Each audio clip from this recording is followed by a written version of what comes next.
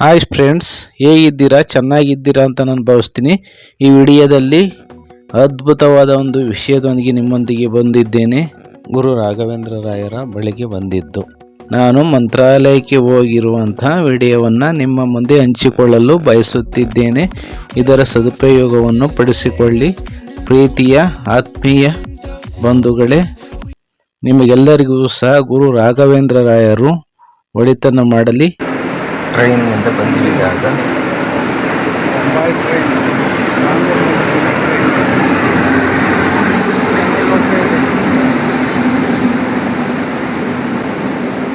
ನೋಡಿ, ಮಂತ್ರಾಲಯಂ ರೋಡು ಅಥವಾ ತುಂಗಭದ್ರಾ ರೈಲ್ವೆ ನಿಲ್ದಾಣ. ಇಲ್ಲಿಂದ ನಾವುಗಳೆಲ್ಲರೂ ಸಹ ಮಂತ್ರಾಲಯಕ್ಕೆ ಹೋಗಬಹುದಾಗಿದೆ. ಮಂತ್ರಾಲಯಂ ರೋಡಿನಿಂದ ಹಾಗೂ ಮಂತ್ರಾಲಯಕ್ಕೆ ಇರುವಂತಹ ದೂರದ ಅಂತರ 16 ಕಿಲೋಮೀಟರ್ಗಳು ಆಗಿದೆ. ನೋಡಿ, ಇಲ್ಲಿ ಗಮನಿಸಿ ಫ್ರೆಂಡ್ಸ್, ಇದೆಲ್ಲ ಶೇರಿಂಗ್ ಆಟೋಗಳು ಅಥವಾ ನೀವು ಸ್ವಂತ ಬಾಡಿಗೆ ಪಡ್ಕೊಂಡು ಹೋಗುವಂಥ ಕಾರುಗಳು ಇದ್ದಾವೆ. ನಿಮ್ಮ ಅನುಕೂಲಕ್ಕೆ ತಕ್ಕಂತೆ ಪ್ರಯಾಣವನ್ನು ಬೆಳೆಸಿ. ನಿಮಗೆಲ್ಲರಿಗೂ ಸಹ ಒಳ್ಳೆಯದಾಗೋದ್ರಲ್ಲಿ ಯಾವುದೇ ಸಂಶಯವಿಲ್ಲ. ನೋಡಿ, ಇದು ಮಂತ್ರಾಲಯದ ರೈಲ್ವೆ ಸ್ಟೇಷನ್ನ ಹೊರಭಾಗದ ದೃಶ್ಯಾವಳಿಗಳು. ನೋಡಿ, ಈಗ ಒಳಗೆ ರೈಲ್ವೆ ಸ್ಟೇಷನ್ನ ಒಳಭಾಗವನ್ನು ಗಮನಿಸಿ ಪ್ರೀತಿ ಸ್ನೇಹಿತರೆ. ಇದು ಲಿಫ್ಟ್ ಅಲ್ಲಾದರೂ ಸಹ ನೀವು ಮೇಲೆ ಹೋಗಿ ಒಳಗೆ ರೈಲಿನ ನಿಲ್ದಾಣಕ್ಕೆ ಹೋಗಬಹುದು. ಇದೆಲ್ಲವೂ ಸಹ ರೈಲ್ವೆ ನಿಲ್ದಾಣದ ಚಿತ್ರಣಗಳ. ನೋಡಿ, ಇಲ್ಲಿ ಮಂತ್ರಾಲಯಕ್ಕೆ ಹೋಗುವಾಗ ಅಲ್ಲಿ ಸ್ಟೇ ಆಗೋಕ್ಕೆ ರೂಮ್ಗಳು ಸಹ ಸಿಗ್ತವೆ ಅಂತ ಫಲಕವನ್ನು ಅಂದರೆ ಬೋರ್ಡನ್ನು ಹಾಕಿದ್ದಾರೆ. ಗಮನಿಸಿ, 24x7 ನಿಮಗೆ ಸರ್ವಿಸ್ ಕೊಡ್ತಾರಂತೆ. ಮೊಬೈಲ್ ನಂಬರ್ನು ಸಹ ಕಾಂಟ್ಯಾಕ್ಟ್ ಮಾಡಕ್ಕೆ ಹಾಕಿದ್ದಾರೆ. ಗಮನಿಸಿ, ರೈಲ್ವೆ ಸ್ಟೇಷನ್ ಅಂತೂ ತುಂಬಾ ಅದ್ಭುತವಾಗಿ ಚೆನ್ನಾಗಿದೆ. ರೈಲ್ವೆ ಸ್ಟೇಷನ್ ಎಷ್ಟು ಚೆನ್ನಾಗಿದೆ.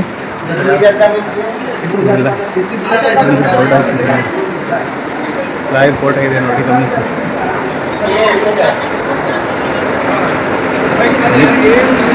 ಟ್ರೈನ್ ಬರ್ತಾ ಇದೆ.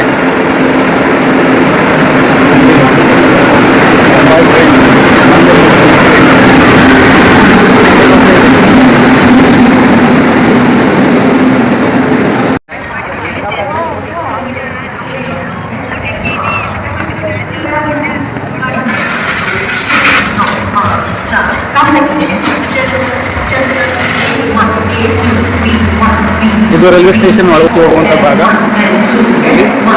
ರೈಲ್ವೆ ಕೌಂಟರ್ ಇದೆ, ಗಮನಿಸಿ.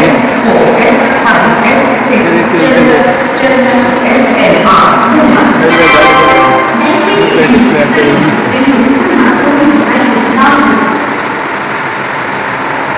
ರಾತ್ರಿ ವೇಳೆ ಆಗಿರೋದ್ರಿಂದ ಬ್ಲರ್ ಆಗ್ತದೆ.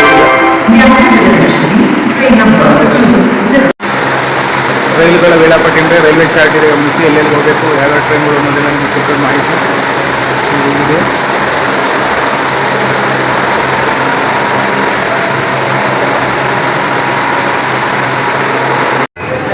ಫ್ರೆಂಡ್ಸ್ ನೋಡಿ, ಇದು ಮಂತ್ರಾಲಯಂ ಬಸ್ ಸ್ಟ್ಯಾಂಡು.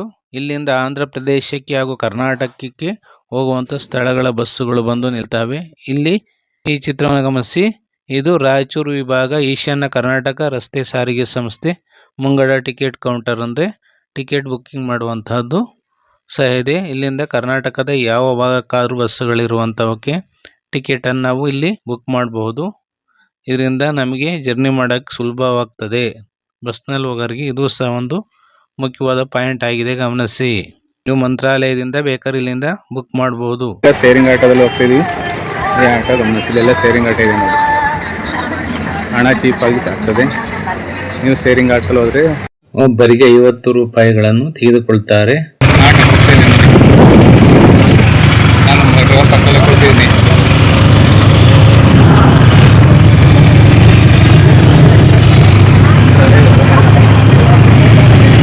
ಸಾರ್ ಅಂತ ಅಂತೆ. Welcome to Mantralaya dear friends. ನೋಡಿ, ಇದೇ ಮಂತ್ರಾಲಯ ರಾಯರ ಸನ್ನಿಧಿ. ನೋಡಿ, ಗಮನಿಸಿ, ಅವರ ಆಶೀರ್ವಾದ ಪಡ್ಕೊಳ್ಳಿ. ನಾನು ನಮ್ಮ ಬಂದಿದ್ದೀವಿ.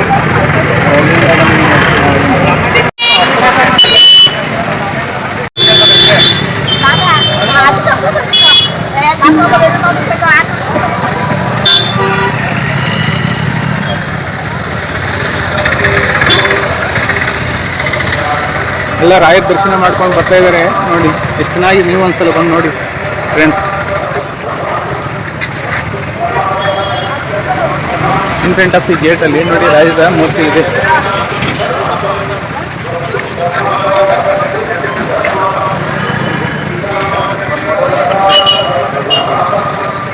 ಪುಣ್ಯವಂತರಿಗೆ ಇಂಥ ದರ್ಶನ ಮಾಡುವಂಥ ಅವಕಾಶ ಸಿಗುತ್ತೆ ಅನ್ನೋದು ನನ್ನ ನಂಬಿಕೆಯಾಗಿದೆ. ನೀವು ಸಹ ದಯವಿಟ್ಟು ರಾಯರ ದರ್ಶನ ಪಡ್ಕೊಳ್ಳಿ. ಇದು ಮಂತ್ರಾಲಯದ ಹೊರಭಾಗ ಚಿತ್ರ ನೋಡಿ, ಹೊರಭಾಗ ಸನ್ನಿವೇಶ. ಇನ್ನೂ ಬೆಳಕರ್ದಿಲ್ಲ.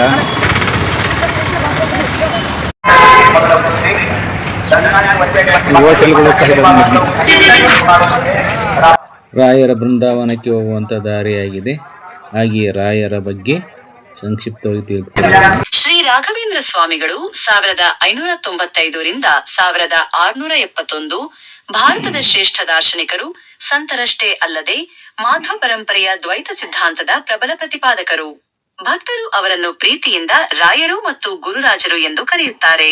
ಅವರ ಜೀವನ ಮತ್ತು ಸಾಧನೆಯ ಸಂಕ್ಷಿಪ್ತ ವಿವರ ಇಲ್ಲಿದೆ. 1. ಜೀವನ ಪರಿಚಯ. ಪೂರ್ವಾಶ್ರಮದ ಹೆಸರು ವೆಂಕಟನಾಥ.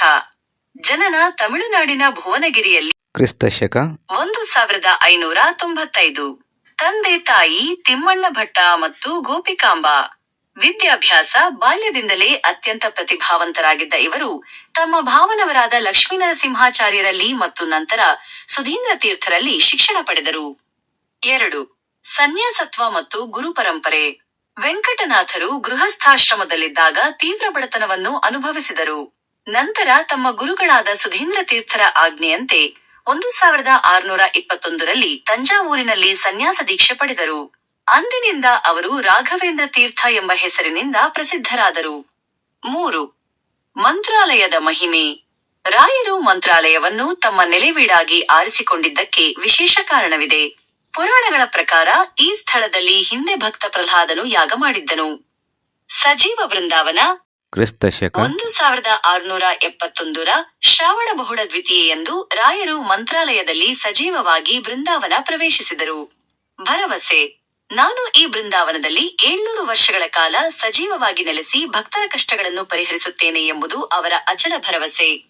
4. ಪ್ರಮುಖ ಸಾಧನೆಗಳು ಮತ್ತು ಬೋಧನೆಗಳು. ಸಾಹಿತ್ಯ. ಅವರು ಸಂಸ್ಕೃತದಲ್ಲಿ 40ಕ್ಕೂ ಹೆಚ್ಚು ಗ್ರಂಥಗಳನ್ನು ರಚಿಸಿದ್ದಾರೆ. ಜಯತೀರ್ಥರ ನ್ಯಾಯಸುಧಾ ಗ್ರಂಥಕ್ಕೆ ಅವರು ಬರೆದ ಪರಿಮಳ ವ್ಯಾಖ್ಯಾನವು ಅತ್ಯಂತ ಶ್ರೇಷ್ಠವಾದುದು. ಹರಿದಾಸ ಸಾಹಿತ್ಯ. ವೇಣುಗೋಪಾಲ ಎಂಬ ಅಂಕಿತನಾಮದಲ್ಲಿ ಅನೇಕ ಕೀರ್ತನೆಗಳನ್ನು ರಚಿಸಿದ್ದಾರೆ. ಇಂದು ಎನಗೆ ಗೋವಿಂದ ಎಂಬುದು ಇವರ ಪ್ರಸಿದ್ಧ ಕೀರ್ತನೆ. ಬೋಧನೆ. ಸತ್ಯ ಮತ್ತು ಧರ್ಮದ ಹಾದಿಯಲ್ಲಿ ನಡೆಯುವುದೇ ಭಗವಂತನ ಸೇವೆ. ಮನುಕುಲದ ಸೇವೆಯೇ ನಿಜವಾದ ಧರ್ಮ ಎಂಬುದು ಅವರ ಸಂದೇಶವಾಗಿತ್ತು. 5. ರಾಯರ ಆರಾಧನೆ. ಪ್ರತಿ ವರ್ಷ ಶ್ರಾವಣ ಮಾಸದಲ್ಲಿ ರಾಯರ ಆರಾಧನೆಯನ್ನು ಅತ್ಯಂತ ಸಡಗರದಿಂದ ಆಚರಿಸಲಾಗುತ್ತದೆ. ನೋಡಿ, ಇಲ್ಲಿ ಆಕಳ ಹಸು ಈ ರೀತಿ ತಿಂತೀರಿ ಮಂತ್ರಾಲಯದು. ಗಮನಿಸಿ, ಪ್ಲಾಸ್ಟಿಕ್ ಮುಕ್ತ ಭಾರತ ಅಂತೀವಿ ನೋಡಿ, ಹೆಂಗೆ ತಿಂತೀರಿ. ಇದೊಂದು ಕೆಟ್ಟ ಪರಿಸ್ಥಿತಿ.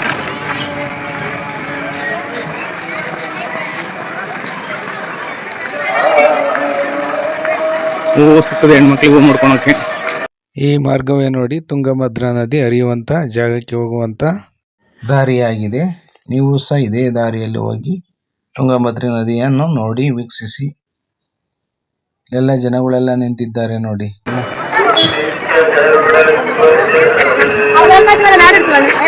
ಆತ್ಮೀಯ ವೀಕ್ಷಕ ಬಂಧುಗಳೇ, ಇದೇ ನೋಡಿ ತುಂಗಭದ್ರಾ ನದಿ ಹೇಗಿದೆ ಅನ್ನೋದನ್ನ ನಿಮ್ಮ ಅನಿಸಿಕೆಗಳನ್ನು ಕಮೆಂಟ್ ಬಾಕ್ಸಲ್ಲಿ ಹಾಕಿ. ಇದು ಸಮ್ಮರ್ ಸೀಸನ್ ಆಗಿರೋದ್ರಿಂದ ತುಂಗಭದ್ರಾ ನದಿಯ ಪರಿಸ್ಥಿತಿ ಯಾವ ರೀತಿಯಾಗಿದೆ ಅನ್ನೋದನ್ನ ಈ ದೃಶ್ಯಾವಳಿಗಳಲ್ಲಿ ಮುಂದೆ ನೀವು ಗಮನಿಸಿ. ನೋಡಿ, ಇದೇ ತುಂಗಭದ್ರಾ ನದಿ. ಆಗೋಗಿದೆ, ಬೇಸಿಗೆಯಲ್ಲಿ ಬತ್ತಿ ಹೋಗಿದೆ. ಕೆಲವು ಜನರು ಮಾತ್ರ ಈ ನದಿಲೇ ಸ್ನಾನ ಮಾಡ್ತಾರೆ. ಎಷ್ಟೇ ನದಿ ಕೊಳಕಾಗಿರೋ ನೀರು ಶುದ್ಧತೆ ಇಲ್ಲದವರು ಸಹ ನದಿಯಲ್ಲೇ ಸ್ನಾನ ಮಾಡ್ತಾರೆ.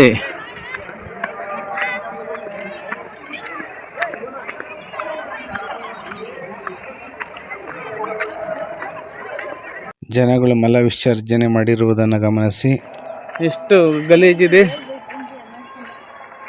ತುಂಗಭದ್ರಾ ಬಚಾವ್ ಮಾಡಬೇಕು, ಪ್ಲಾಸ್ಟಿಕ್ ಮುಕ್ತ ಭಾರತ ಮಾಡಬೇಕು ಅಂತ ನಮ್ಮ ಕೇಂದ್ರ ಸರ್ಕಾರ ಬಡ್ಕೋತಾ ಇದೆ. ಜನ ಯಾವ ರೀತಿ ಮಾಡ್ತಾಯಿದ್ರು ನೋಡಿ, ಗಮನಿಸಿ. ಇಲ್ಲಿ ತುಂಗಭದ್ರಾ ನದಿ ನಿರ್ಮಲ ಆಗಬೇಕಾಗಿದೆ. ನೋಡಿ ಇಲ್ಲಿ ಗಲೀಜನ್ ಶೌಚ ನೋಡಿ ನೋಡಿ ಫ್ರೆಂಡ್ಸ್.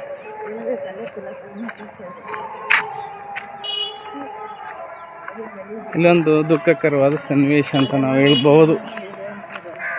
ಇದು ಜನರಿಂದ ತುಂಗಭದ್ರಾ ನದಿ ಸರಿಯಾಗಬೇಕಾಗಿದೆ, ಸ್ವಚ್ಛ ಮಾಡಬೇಕಾಗಿದೆ. ಇಲ್ಲೆಲ್ಲ ಜನಗಳಿದ್ದಾರೆ ಗಮನಿಸಿ.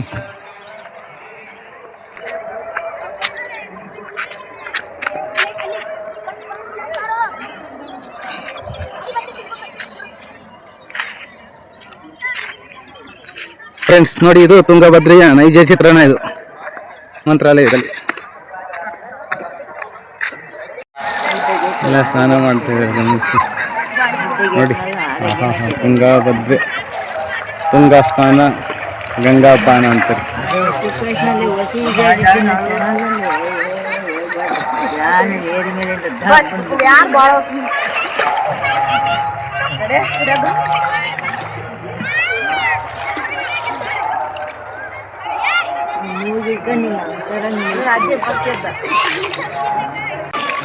ನಾನು ಸಹ ನದಿಲಿ ಸ್ನಾನ ಮಾಡಕ್ಕೆ ಹೋಗ್ತಿದ್ದೀನಿ.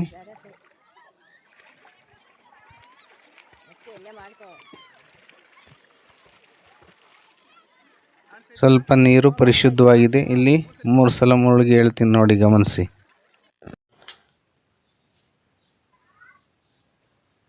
ಹಾಗೆಯೇ ಸ್ವಲ್ಪ ಸ್ವಿಮ್ ಮಾಡಿದೆ. ನನಗೆ ಸ್ವಿಮ್ ಮಾಡೋಕ್ಕೆ ಬರ್ದಿದ್ರು ಸ್ವಲ್ಪ ಮಾಡಿದ್ದೇನೆ, ಮನಸ್ಸಿಗೆ ಸ್ವಲ್ಪ ಉಲ್ಲಾಸ ಆಗಲಿ ಅಂತ. ಫ್ರೆಂಡ್ಸ್, ತುಂಗಭದ್ರಾ ನದಿಯ ದಂಡೆಯ ಹತ್ರನೇ ಈ ದೇವಸ್ಥಾನ, ಗಂಗಮ್ಮ ದೇವಿ ದೇವಸ್ಥಾನ ಅಂತ. ಎಲ್ಲರೂ ಸಲ್ಲಿ ಕೈ ಮುಗಿತಾರೆ, ಮತ್ತೊಂದು ಮಾಡ್ತಾರೆ, ಪೂಜೆ ಮಾಡ್ತಾರೆ. ಇಲ್ಲಿ ಪೂಜಾರು ಸಹ ಇದ್ದಾರೆ ಗಮನಿಸಿ ನೋಡಿ.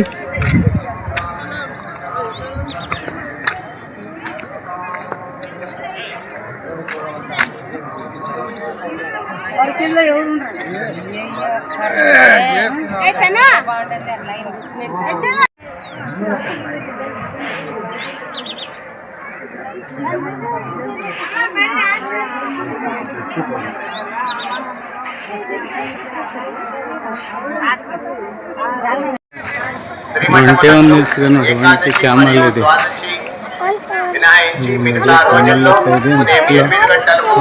ಇಲ್ಲಿ ಒಂಟೆಯೂ ಸಹ ಇದೆ ಗಮನಿಸಿ ಫ್ರೆಂಡ್ಸ್ ನೋಡಿ. ಇಲ್ಲಿ ಲಾಡ್ಜಿನ ವ್ಯವಸ್ಥೆಯೂ ಸಹ ಇದೆ ಮಂತ್ರಾಲಯದಲ್ಲಿ. ಇದು ಕಾಮಧೇನು ಲಾಡ್ಜ್ ಅಥವಾ ವಸತಿ ಗೃಹ ಅಂತ. ನಿಮ್ಮ ಸ್ಥಳಕ್ಕೆ ತಕ್ಕಂತೆ ಲಾಡ್ಜ್ಗಳನ್ನು ಮಾಡ್ಕೋಬಹುದು ಮಂತ್ರಾಲಯದಲ್ಲಿ ಸ್ಟೇ ಆಗುವುದಕ್ಕೆ. ಇಂಥ ಲಾಡ್ಜ್ಗಳು ಮಂತ್ರಾಲಯದಲ್ಲಿ ಬೇಕಾದಷ್ಟು ಇದಾವೆ. ಗಾಬರಿ ಪಡಬೇಡಿ, ಭಯ ಪಡಬೇಡಿ. ನಿಮಗೆ ಗುರು ರಾಘವೇಂದ್ರರು ದಯೆ ತೋರಿಸ್ತಾರೆ ಅನ್ನೋದ್ರಲ್ಲಿ ಯಾವುದೇ ಸಂಶಯವಿಲ್ಲ. ಮಂತ್ರಾಲಯದಲ್ಲಿ ಹಾಗೆ ಮುಂದಕ್ಕೆ ಹೋಗ್ತಾ ಹೋಗ್ತಾ ಗಮನಿಸಿ, ಶಾಪಿಂಗ್ಗಳಿದ್ದಾವೆ. ನಿಮಗೆ ಬೇಕಾದ ವಸ್ತುಗಳನ್ನು ಇಲ್ಲಿ ಖರೀದಿ ಮಾಡಬಹುದು. ನಿಮಗೆ ಶಾಪಿಂಗ್ ಮಾಡುವ ಇಚ್ಛೆ ಇದ್ದರೆ ರಾಯರ ದರ್ಶನ ಮುಗಿಸ್ಕೊಂಡ್ಮೇಲೆ ಮಾಡೋದು ತುಂಬಾ ಅನುಕೂಲಕರ. ಎಲ್ಲರೂ ಸಹ ದರ್ಶನ ಮಾಡಿ ಹೋಗ್ತಿದ್ದಾರೆ ನೋಡಿ. ಮಂತ್ರಾಲಯದಲ್ಲಿ ರಾಯರ ದರ್ಶನಕ್ಕೆ ಒಳಗೋಗುವಂತ ಜಾಗ ಇದೆ ಗಮನಿಸಿ. ನಾವು ವಿಡಿಯೋದ ಹಿಂದೆ ರಾಯರ ಬಗ್ಗೆ ತಿಳ್ಕೊಂಡಿದ್ವಲ್ಲ, ಅದನ್ನು ಮುಂದುವರಿಸೋಣ ಮಿತ್ರರೇ. ಇದು ಜಾತಿ, ಮತ, ಧರ್ಮಗಳ ಭೇದವಿಲ್ಲದೆ ಲಕ್ಷಾಂತರ ಭಕ್ತರನ್ನು ಸೆಳೆಯುವ ಪವಿತ್ರ ಕ್ಷೇತ್ರವಾಗಿದೆ. ಸಂಕ್ಷಿಪ್ತ ಮಂತ್ರ: ಪೂಜ್ಯಾಯ ರಾಘವೇಂದ್ರಾಯ ಸತ್ಯಧರ್ಮ ರತಾಯ ಚ ಭಜತಾಂ ಕಲ್ಪವೃಕ್ಷಾಯ ನಮತಾಂ ಕಾಮಧೇನವೇ.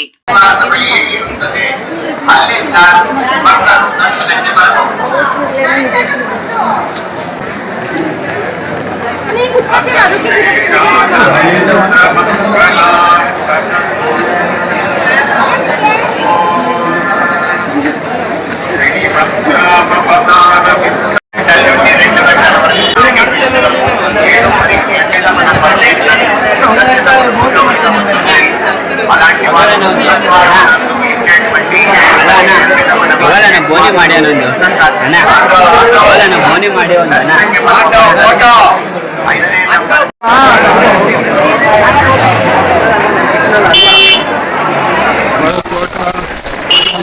ಕ್ಯಾಮ್ರಾ ಮತ್ತು ಮೊಬೈಲ್ ಎಲ್ಲ ಇರುವಂತೆ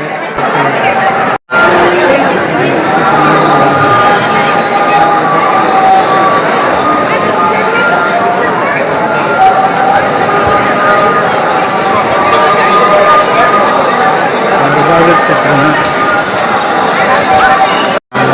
ಗುರು ರಾಯರ ದರ್ಶನಕ್ಕೆ ಹೋಗುವಂತ ಮಾರ್ಗ ಇದೆ. ಭಕ್ತಾದಿಗಳೆಲ್ಲರೂ ಸಹ ರಾಯರ ದರ್ಶನಕ್ಕೆ ಸರದಿ ಸಾಲಿನಲ್ಲಿ ನಿಂತಿದ್ದಾರೆ.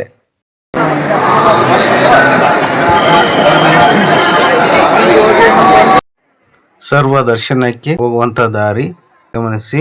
ವೇಟು ಸರ್ವ ದರ್ಶನ. ಹೇಗೆ ಭಕ್ತರೆಲ್ಲರೂ ಸಹ ಪರಮಾತ್ಮರ ದರ್ಶನಕ್ಕೆ ಹೋಗ್ತಾ ಇದ್ದಾರೆ ನನ್ನ ಗಮನಿಸಿ. ನಿಮಗೆಲ್ಲರಿಗೂ ಸಹ ಗುರು ರಾಘವೇಂದ್ರ ಸ್ವಾಮಿಗಳು ಒಳ್ಳೆಯದನ್ನು ಮಾಡಲಿ.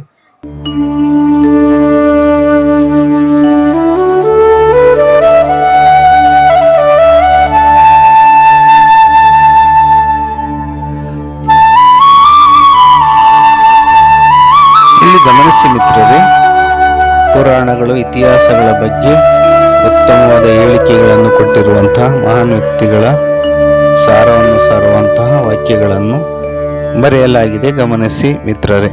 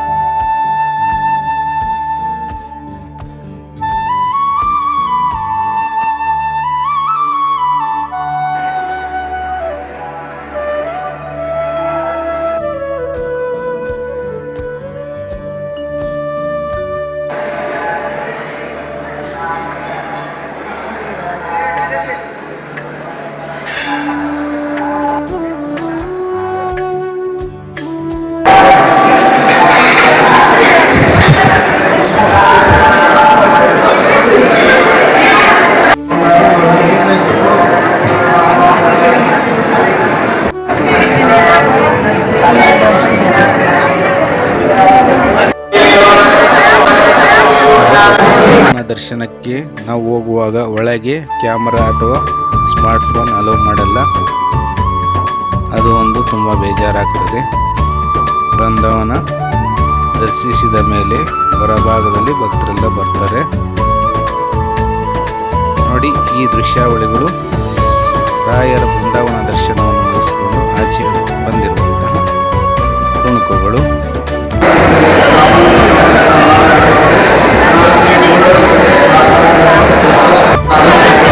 ಶರಣು ಶರಣು ಶರಣು ಶ್ರೀ ಗುರು ಸಾರ್ವಭೌಮ ಶರಣು.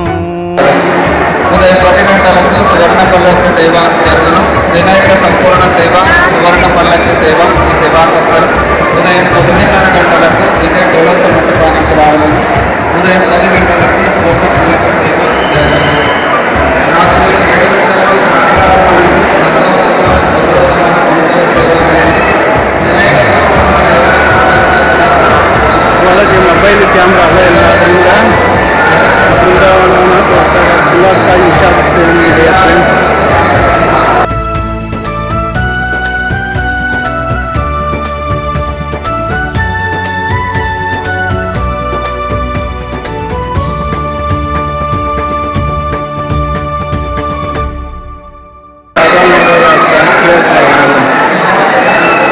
ದೇವಾಲಯದ ಬೃಂದಾವನದೊಳಗೆ ಬರೆದಿದ್ದಾರೆ. ನಿಮ್ಮ ಸಮಸ್ಯೆಗಳನ್ನು ಶ್ರೀ ಗುರು ರಾಯರ ಬಳಿ ಸಮಸ್ಯೆಗಳಿಗೆ ಏನು ಅಂತ ಬರೆದಿದ್ದಾರೆ.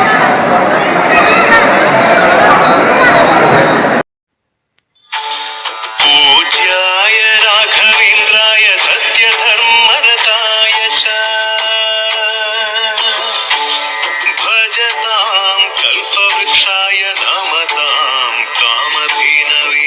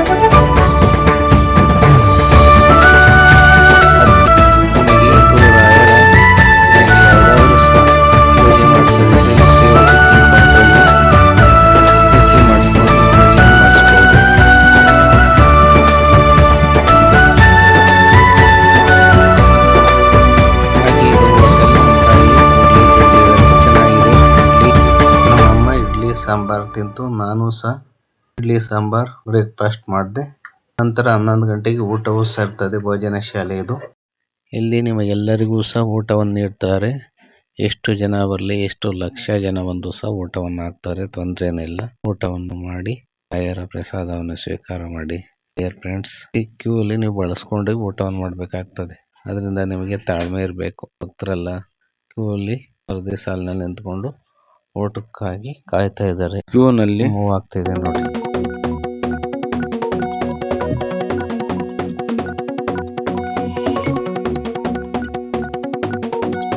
ಭಕ್ತರೆಲ್ಲರೂ ಭೋಜನ ಶಾಲೆಯಲ್ಲಿ ಊಟ ಮಾಡ್ತಾ ಇದ್ದಾರೆ. ಎಲ್ಲರೂ ಸಹ ಊಟ ಮಾಡ್ತಾ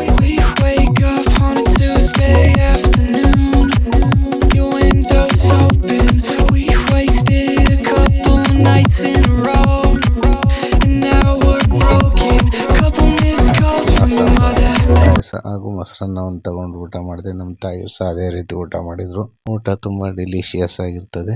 ಇಲ್ಲಿ ಮಂತ್ರಾಲಯಕ್ಕೆ ಬಂದಾಗ ನೀವು ಭೋಜನ ಶಾಲೆಯಲ್ಲಿ ರಾಯರ ಪ್ರಸಾದವನ್ನು ಸ್ವೀಕರಿಸುವುದನ್ನು ಮರೆಯಬೇಡಿರಿ. ಅನ್ನತೋ ಸುಖೀ ಭವ, ಅನ್ನ ಸಾಂಬಾರು, ಕೀರು, ಮೊಸರನ್ನ ಊಟ ಮಾಡ್ತಾ ಇದ್ದೀನಿ. ಮಂತ್ರಾಲಯದ ಶ್ರೀ ರಾಯರ ವಿಡಿಯೋವನ್ನು ಮುಗಿಸುವ ಹಂತಕ್ಕೆ ಬಂದಿದ್ದೇವೆ. ಮಂತ್ರಾಲಯದ ಸ್ಥಳಗಳಿದ್ದಾವೆ. ರಾಯರು ತಪಸ್ಸು ಮಾಡಿದ ಸ್ಥಳ ಹಾಗೂ ಪಂಚಮುಖಿ ಆಂಜನೇಯ ದೇವಸ್ಥಾನ ಹಾಗೂ ಅಭಯ ಆಂಜನೇಯ ದೇವಸ್ಥಾನವಿದೆ ಅಂತ. ನೀವು ಹೋಗಿ ನೋಡಿ. ಇಲ್ಲಿ ಟ್ಯಾಕ್ಸಿಗೆ ಏನಾದ್ರು ಕವಿತಾ ಇರ್ತಾರೆ, 150 ರುಪೀಸ್ ಅಂತೆ ತೋರಿಸ್ತೀವಿ ಅಂತ ಹೇಳ್ತಾ ಇರ್ತಾರೆ. ನೋಡಿ, ಆನಂದಿಸಿ. ಮಂತ್ರಾಲಯದಲ್ಲಿ ಸಾರಿಗೆ ಸಂಸ್ಥೆಗಳ ಬಸ್ ಸ್ಟ್ಯಾಂಡ್ ಇದೆ.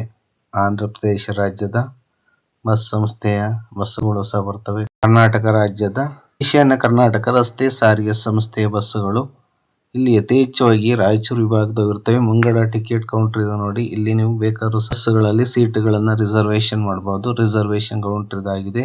ಬಸ್ಸುಗಳು ಯಾವ ರೀತಿ ಬರ್ತವೆ ಅನ್ನೋದನ್ನ, ಇಲ್ಲಿ ಯಾವ ರೀತಿ ಸಿಗ್ತವೆ ಅನ್ನೋದನ್ನು ಸಹ ಎನ್ಕ್ವೈರಿ ಮಾಡಬಹುದು. ಇಲ್ಲಿ ಫಲಕವನ್ನು ಹಾಕಿದ್ದಾರೆ. ಎಷ್ಟು ಬಸ್ಸುಗಳಿದಾವೆ, ಯಾವ ರೀತಿ ಯಾವ ಪ್ರದೇಶಕ್ಕೆ ಹೋಗ್ತವೆ ಅನ್ನೋದನ್ನೆಲ್ಲ ಇದೆ. ಚಾರ್ಟಲ್ಲಿ ಗಮನಿಸಿ, ನೋಟಿಸ್ ಬೋರ್ಡ್ ಅಲ್ಲಿ ನೋಡ್ಕೊಳ್ಳಿ. ಹಾಗೂ ಅಲ್ಲಿ TC ಇರ್ತಾರೆ, ಅವ್ರನ್ನೂ ಸಹ ಎನ್ಕ್ವೈರಿ ಮಾಡ್ಕೊಳ್ಳಿ. ನೀವು ಬಸ್ಸಲ್ಲೂ ಸಹ ಹೋಗಿ ಅಥವಾ ಟ್ರೈನಲ್ಲಾದರೂ ಸಹ ಹೋಗಿ ನಿಮ್ಮ ಜರ್ನಿ ಸುಖಕರವಾಗಲಿ. ಭಕ್ತರೆಲ್ಲರೂ ತಮ್ಮ ತಮ್ಮ ಪ್ರದೇಶಗಳಿಗೆ ಹೋಗುವುದಕ್ಕೆ ಸಿದ್ಧವಾಗಿ ಕಾಯ್ತಾ ಇದ್ದಾರೆ. ಬಸ್ಸುಗಳು ಬರ್ತವೆ, ಹೋಗ್ತಾ ಇರ್ತವೆ. ನೀವು ಯಾವ ರೀತಿ ಬಸ್ ಬರ್ತವೆ ಅದನ್ನು ನೋಡಿಕೊಂಡು ಈ ವಿಡಿಯೋದ ಅಂತಿಮ ಘಟ್ಟಕ್ಕೆ ಬಂದಿದ್ದೇವೆ. ಈ ವಿಡಿಯೋವನ್ನು ಲೈಕ್ ಮಾಡಿ, ಕಮೆಂಟ್ ಮಾಡಿ, ತಮ್ಮ ಫ್ರೆಂಡ್ಸು ಹಾಗೂ ರಿಲೇಟಿವ್ಸ್ಗೆ ಶೇರ್ ಮಾಡಿ. ನಮ್ಮ ಯೂಟ್ಯೂಬ್ ಚಾನಲ್ನ ಸಬ್ಸ್ಕ್ರೈಬ್ ಮಾಡ್ಕೊಳ್ಳಿ. ಈ ವಿಡಿಯೋ ವಾಚ್ ಮಾಡಿದ ಎಲ್ಲ ಭಕ್ತರಿಗೂ ಗುರು ರಾಯರ ಆಶೀರ್ವಾದ ಇರಲಿ. ಧನ್ಯವಾದಗಳು.